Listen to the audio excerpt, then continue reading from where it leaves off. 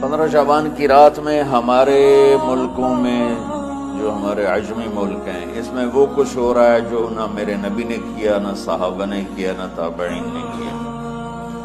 عجیب و غریب عبادات گھڑ لی ہیں، عجیب و غریب اس کے اعمال بنا لیے ہیں اپنی طرف سے، اور مسجدیں بھری ہوتی ہیں اور روشنیاں لگی ہوتی ہیں اور آتش بازی ہو رہی ہوتی ہے۔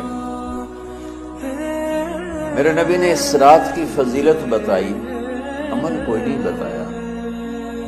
جیسے یہاں کوئی صلاۃ تسبیح کی جماعت کرا رہے ہوتے ہیں، کوئی اجتماعی تہجد پڑھ رہے ہوتے ہیں، کوئی دیگیں چڑھا رہے ہوتے ہیں، کوئی آتش بازی کر رہے ہوتے ہیں، تو وہ اس میں اتنا غلو ہو گیا ہے کہ یہ بھی ٹھیک نہیں۔